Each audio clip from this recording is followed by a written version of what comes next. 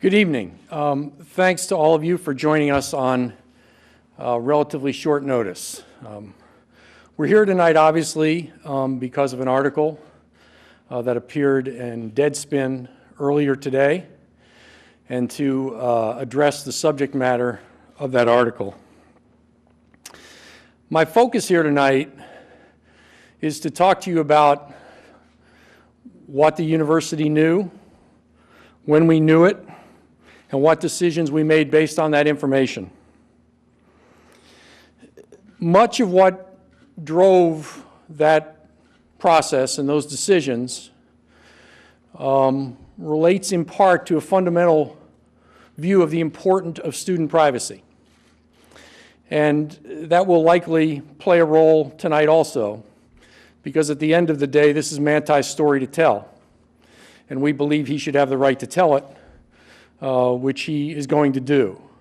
And so there may be some questions this evening which I defer to him, but I will try and be as responsive as I possibly can to all of your questions.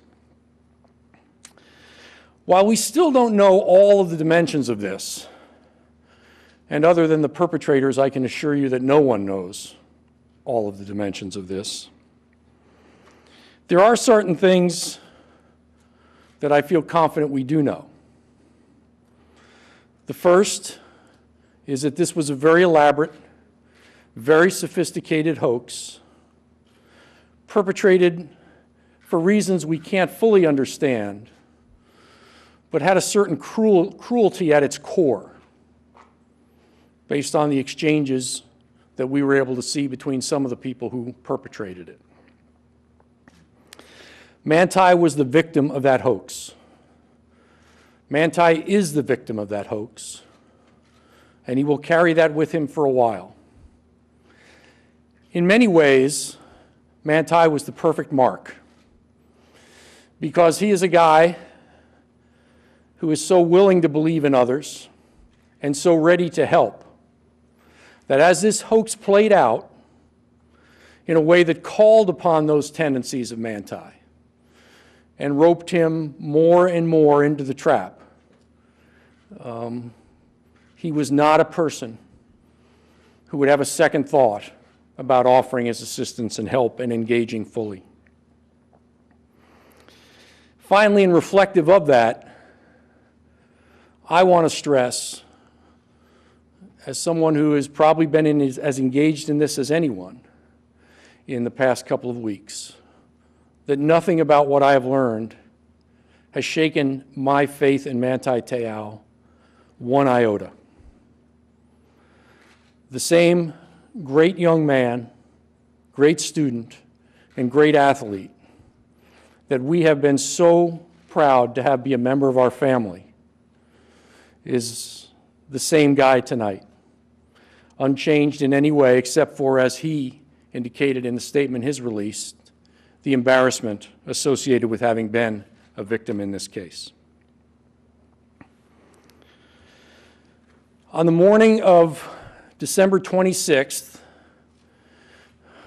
very early morning, Manti called his coaches to inform them that while he was in attendance at the ESPN Awards show in Orlando, he received a phone call from a number he recognized as having been that he associated with Lene Kekua.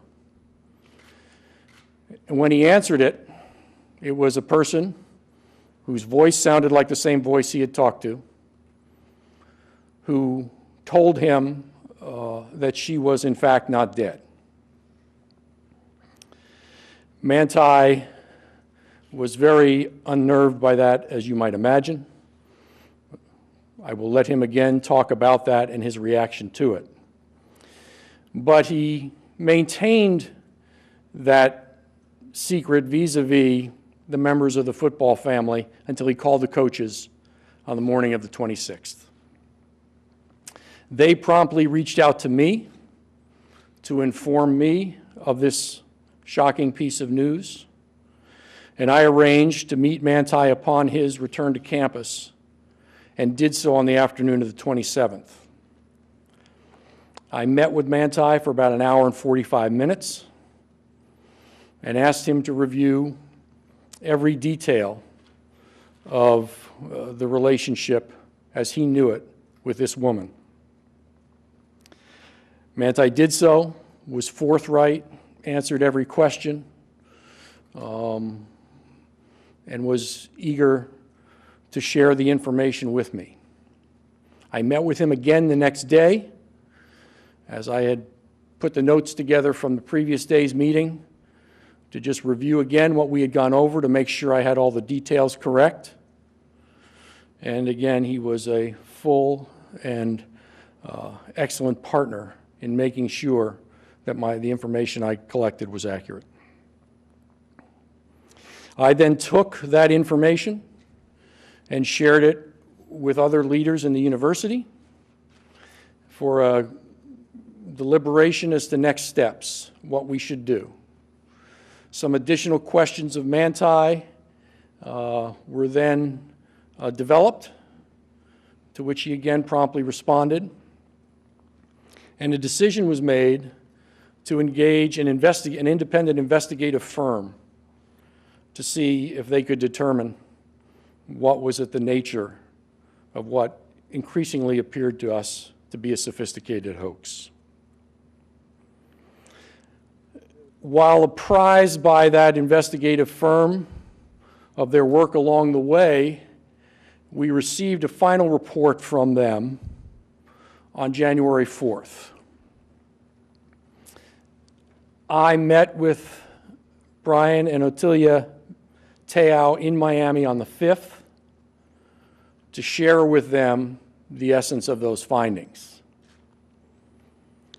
We left that meeting with an understanding that they would think about what they had heard, engage Manti's future representation, which would be determined later in the week, in consultation as to how best respond, and keep the university fully informed of their intentions, and work in concert with us when they were ready to communicate the story.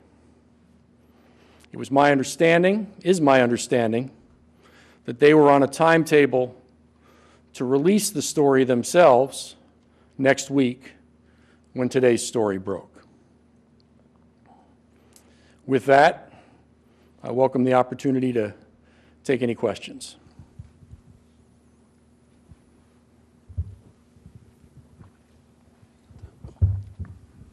Jack, over to your right. Yeah. It said in the release that authorities are investigating. Are there any, aside from the group you mentioned, anyone else investigating this to see if any criminal action was done here?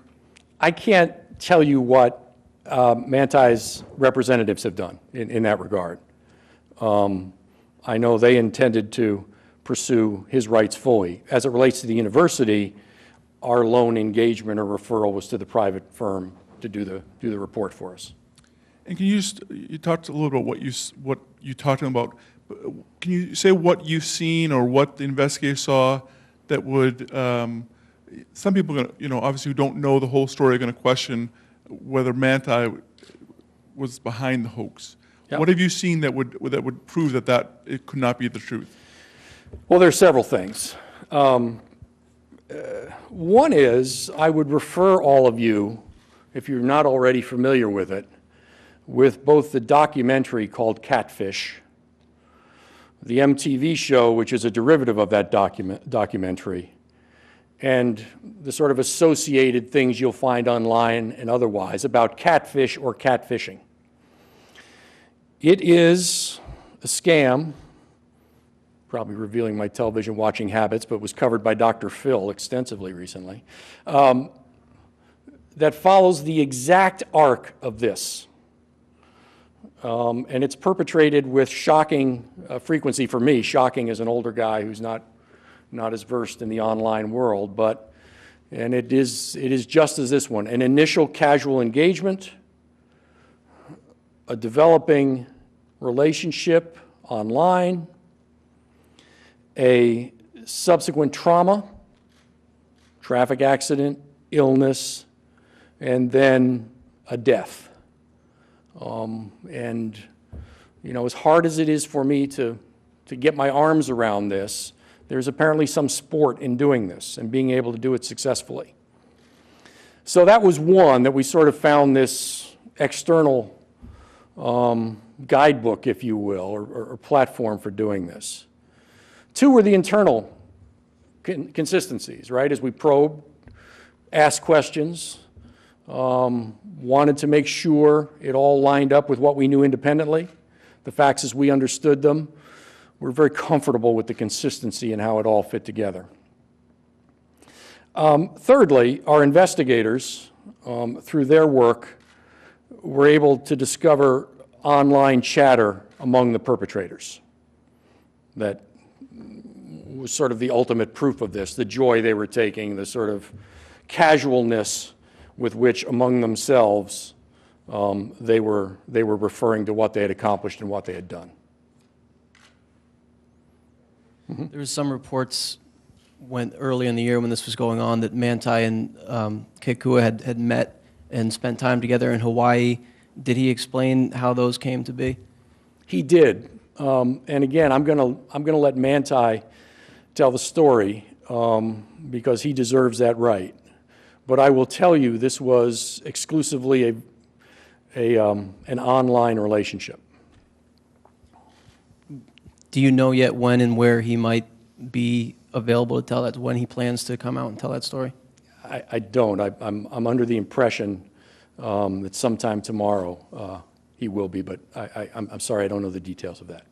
And then last one, did anybody at the school or with the football team, after Kekua's supposed death, try to reach out to her family and extend condolences in any way as from the university? Not from the university. The Te'o family and Manti himself did. I'm not aware. Now, someone in the football program may have, but I'm not aware of. I did not, and I'm not aware of anyone else that did. But again, given the elaborateness of this, there was a place to send flowers, and you know that was there was no detail of the hoax left undone in that sense. Thanks. Jack, over here to your right. By your discussions with Manti, when then did they meet? How long had this been going on?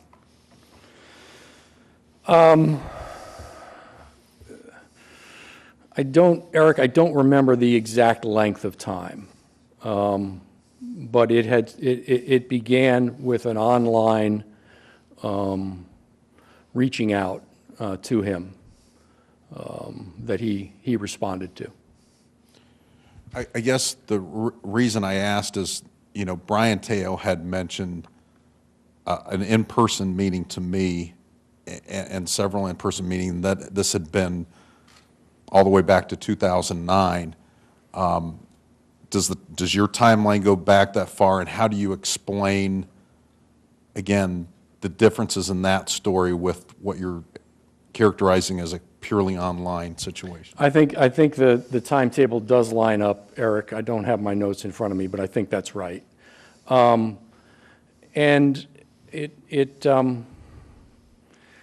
you know, I think as Manti tells his story, you'll see the same thing I saw, that it does fully line up. I will forecast it only in two ways.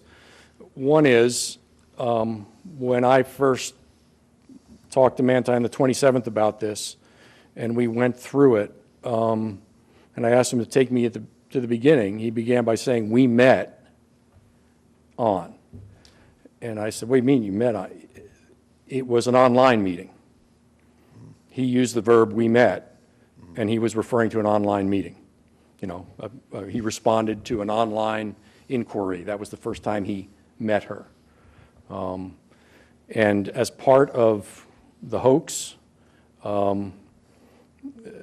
several meetings were set up where Lene never showed, including some in Hawaii.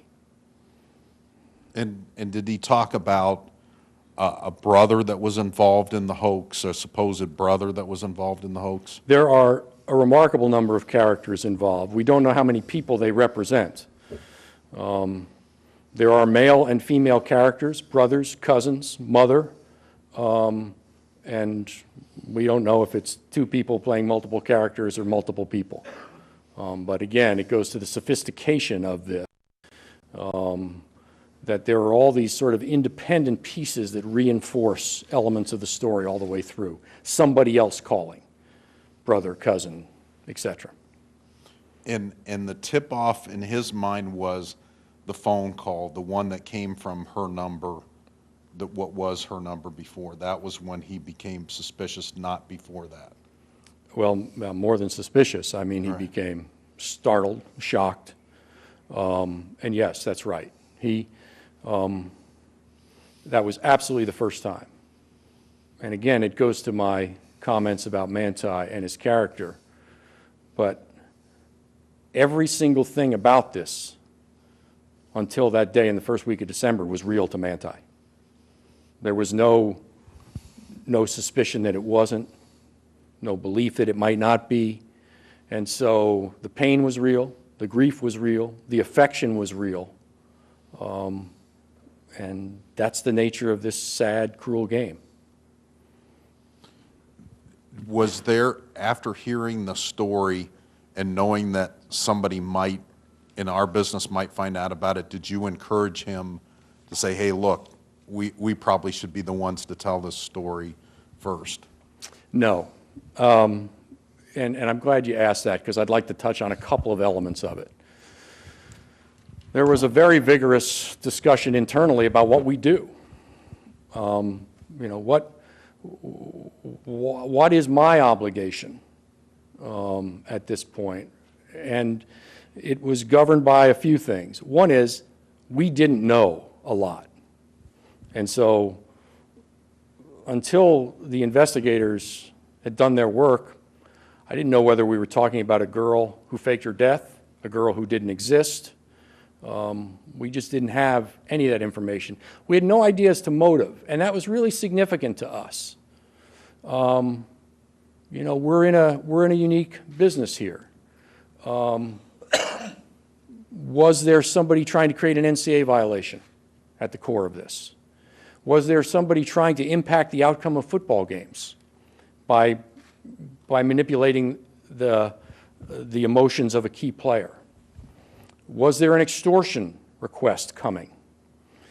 And you know, when you match the sort of lack of detail we still lacked until we got some help investigating it, with the risk involved in some of these possible scenarios, it was clear to me that until we knew more, we had to just continue to work to try and gather the facts. Secondly, and importantly, and I referenced it before, this is not different for us, notwithstanding that it played out in a very public way. This is not different for us than the circumstances that impact a lot of our students in a host of ways.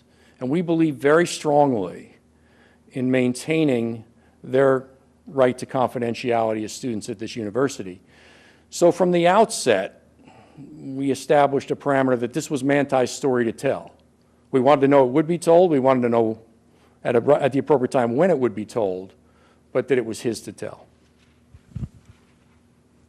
Jack, Oh, go ahead.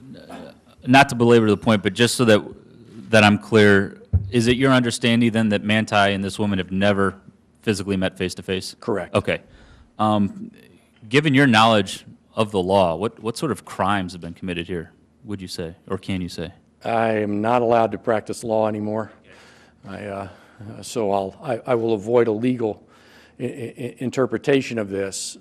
Let me say in response to that, though, that question had the potential to be central to how you manage this once it surfaced. Because a clear case of illegality would have been extortion. And one very legitimate response, I think, that the Te'os might have opted for here was to let this play out and see if that came when he signed a contract or, you know, had some resources. They opted not to do that, but those were the sorts of things that impacted the thinking relative to timing and how you deal with this story. You know, as to on its face, I'll let somebody else who's still practicing law interpret as to whether anything that's been done to date constitutes criminal conduct. I haven't pursued that question. Has there been a way for you guys, for you and the people you've been dealing with, to just comprehend what this is all about? I mean, it's bizarre. Well, as the parent of 4 children, it's been a really frightening experience. You know, for people my age, this is unfathomable. I mean, versions of this in different forms we would understand, but the sort of online, social media, virtual nature of this is hard for us, hard for me, I should speak for myself, to get my arms around. We know, for example, that these perpetrators didn't limit themselves to Manti as a target. And so my first reaction, frankly, was as a father. You know, the way in which young people, our students, our student athletes, my children, are at risk in this environment to things like this because you just don't know who you're dealing with. Jack, you said this is an online relationship, and yet Manti has talked about speaking with a person he thought was Lene. Did a person, in effect, take her position and talk to Manti as if she were his girlfriend? Yeah, and thanks for correcting that. I mean, online and telephonic. There were lengthy, long telephone conversations. There was sleeping with the phone on, connected to each other. So all of those things. You know, the issue of who it is, who's playing what role, what's real and what's not here is a more complex question than I can get into. Yeah. One more. You mentioned the perpetrators. Manti wasn't the only one he targeted. With other people at Notre Dame or other bigger scheme? Or I'm not aware of anyone else at Notre Dame. okay. And the Deadspin report said that Manti had a relationship with who they thought the perpetrator was, whether it was a cousin or a family friend. Is that true, and do you know if that played into the motive at all? That characterization does not square with my information, but I'll let the Te'os address it. Okay. And then last one for me. The day of the national championship game, when you guys had knowledge of this, there was a pregame special on a news morning show about his story. Did you guys know they were planning on doing that? Did you do anything to try to talk them out of that, or how did you handle that situation? Where did it air? I think it was a CBS morning show. I'm not familiar with it. Okay. So I guess the quick answer is, since I didn't know it, we were very conscious of the fact that we didn't know what we didn't know. And so, you know, we recognize the challenges of that. If Manti got a question in a media session, you know, about that, how do you respond to that? We recognize the challenge of that, and we weighed those difficulties against on the other hand, these other issues that affected timing. I'll say one thing: when the investigation concluded, you know, when we got the first report from the investigators, the one thing we were certain of was that this was coming out. There was too much online chatter about it. There was not an intention, a belief, anything that this would be a story that didn't get told. It was clear it would. We had hoped the first person to tell it would be Manti, and again, the expectation was that was going to happen next week, and he didn't get that opportunity without someone else having told the story, but he'll at least have an opportunity to talk about it in the future. Did he explain at all why he waited the 2.5, 3 weeks to tell the coaches after he had the suspicions or got that phone call? He wanted to talk to his parents, and he wanted to talk to them in person. He went home for Christmas break, and that's Manti. That's, you know, that's the son he is. He wanted to have that conversation with his parents face to face. He wanted to consult with them. He wanted to get their advice, and it was on the basis of that conversation, after having concluded it, that he called us. Yeah. Jack, did Manti receive any other communication following the incident at the ESPN Awards show from the people saying they were Lene? Yes, they continued to be persistent. It wasn't a single contact. And when did that stop? I'm sorry, I don't know exactly when. It dissipated in time, in part because he wasn't responding, but I don't know exactly when it stopped. And the last question for me, does the Te'o family or Notre Dame intend to publish any part of the reports or findings in the future? We do not. Jack, Yeah. you mentioned the parties being persistent with Manti. I mean, did you get some more insight into what their motives were, and what did you discover through that continued contact? Well, they were, everything here had a story. It was, there was another story to explain what had happened and to restart the relationship. And I'm not going to go into the details of that. Manti can, but the next phase of the hoax was played out. Here's why we did what we did, and now here we are back, still in character. So, to be clear, when they tried to restart the relationship after Lene admitted that she, in fact, not died. Yes. When you talked about the online chatter that your investigators discovered, what did you discover about the motive at that point? Is it, you mentioned sport, was that it? Was there any other motive that came to light? Well, all that comes through it is a sort of casual cruelty. They're enjoying the joke. It's sort of these shockingly casual comments about what they were doing and how they were doing it. And in your investigation internally, did you find that Lene had contact with any other members of the team? Did you speak to the members of the team about, what they recalled about those conversations, or was it strictly you only talked to Manti? Manti. Just make sure I understand correctly. He was at a lot of awards shows. There was one in Orlando, at the ESPN one that you're referring to, right? Yes. Okay. The investigators, these Notre Dame investigators, FBI, No. who are the investigators? No, they're that you're private. They're independent, private investigators who had a special expertise in this sort of thing, who had experience sort of tracking online activity. And so, while I'm not going to identify the company, that's who it was, a national company, independent. Jack, just to clarify, did the team know at any point until, do players just finding out now, today, like everyone else? Yes. I mean, the two coaches knew. I knew. And Manti had taken a couple of teammates into his confidence. Are you able to tell us which coaches he talked to? Diaco and Kelly. For those of you who don't follow us, that's the defensive coordinator and the head coach.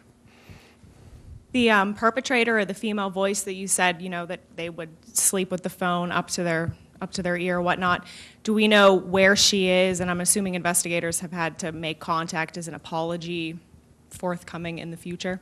Will we ever hear from her, the one that provided the voice? I don't know the answers to that. I mean, you wind up with with online footprints in this case, and at that point we didn't. Once we were satisfied, we understood the dimensions of this. We shared the information with the Te'os and left to them and the people they'll be working with to decide what next steps to take. And just lastly, what's the university's response to say, the 20-some-year-old fans that have experience with this, that say if you've actually never met her in person, it seems slightly deceiving on his part to bring such attention to it? Then you don't know Manti, is my answer. Manti lives his life on his sleeve. I mean, he is out there. And as I said earlier, and I don't think this was an accident, they understood, given the nature, pretty extraordinary nature of this man, the more trouble she was in, car accident, diagnosis of leukemia, failing health, the more engaged he would become, the more the more focused he would become and the more dedicated he would become. And that's exactly what happened here. And, you know, for those who are suspicious that that can happen in sort of a virtual environment, I think there are a lot of examples out there that suggest otherwise. I mean, this documentary chronicles one of them. But as we've gotten into this, I've been surprised to learn the frequency with which it exists and the cautionary tale it affords to those same young people.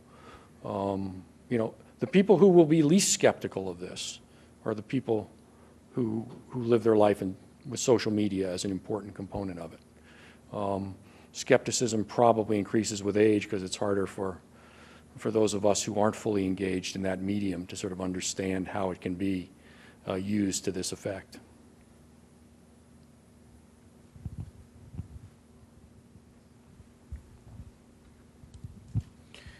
Jack, what did you guys advise Manti to say had he gotten a question directly after about Lene? I know he got one question, but it was kind of within the context of another question. He was able to avoid it, but what did you guys advise him? You know, we encouraged him to try and focus forward and focus on the game and not draw attention backwards if he could. And so it was that simple. It wasn't very, very complex. Again, we understood the challenge of that, but we were weighing those competing interests in a way that we felt was the right balance. And sorry, one more. And do you think this affected his play that night? You know, I don't want to say that. I will only tell you impacted Manti as a person significantly. And there's a lot of tragedy here. There's a lot of sorrow here. But the thing I am most sad about, is, sorry.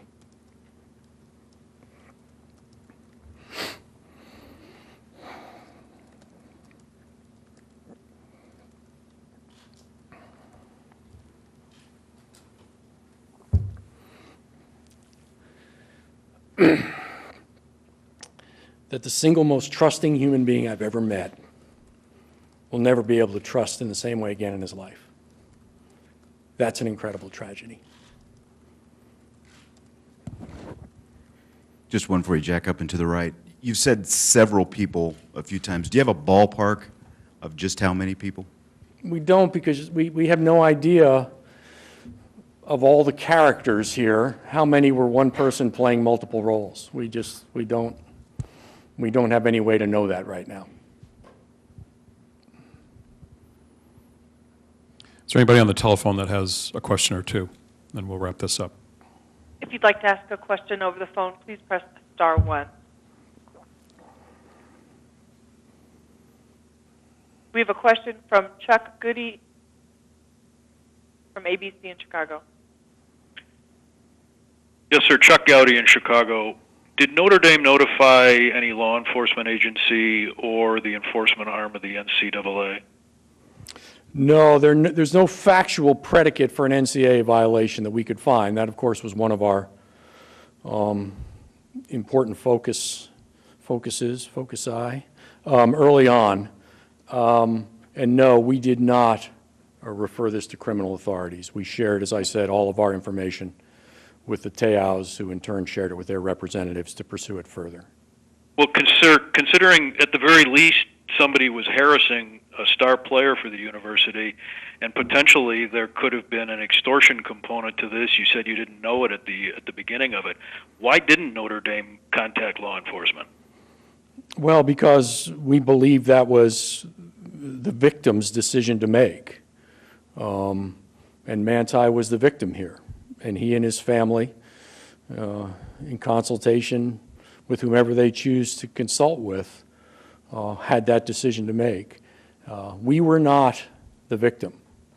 We've been impacted, but I don't want to confuse this at all. Manti Te'o was the victim of this scam. Was there a discussion about contacting law enforcement? Yes, there was a discussion of anything, any response that might be appropriate. still think that was the right decision? I based do. on what's happened to this point? I do. Thank you. Yep. We have a question from Gary Snyder from the Gary Snyder Show. Hi, Jack. Sorry to have this press conference tonight, but at any point during any investigation, was there anything uncovered where there may be at some point any extortion or money asked from Manti or the university? Nothing in our investigation revealed an ask which had been made. We were sensitive to the fact that one might be forthcoming in the future, and that's one of the things that impacted considerations of how to proceed.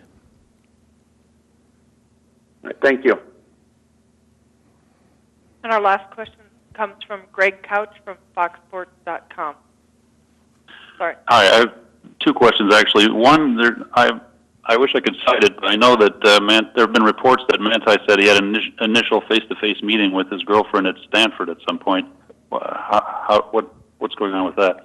Well, again, I'll let Manti provide the details. But as I said earlier in this press conference, when Manti took me through the entire story from start to finish, when he first described the contact, he used the verb met. For him, the fact that they connected online, that they met online, was consistent with using that verb. It's, not one I might have chosen, but it was for him. And the timing was, and the other one. and the timing was consistent with the playing of that game. Okay. The other one is, given that Manti thought there was an actual girlfriend and that she had died, and then someone called and said that it was her, I'm still having a hard time reconciling why you wouldn't have gone to authorities when there was a possible death, or there had to be some confusion as to what was going on at that point. There was lots of confusion. There didn't appear to be a death. The evidence was a little bit to the contrary. We asked the questions of people involved in the consideration of what the best steps were. Was there apparent criminal activity here? And at that point, it was hard to identify any. A cruel hoax, but unfortunately, cruel hoaxes don't necessarily accelerate to criminal activity. Thank you. Okay, thanks very much. We appreciate your being with us. We'll have a transcript of this that we'll make available to you within the hour. Thanks.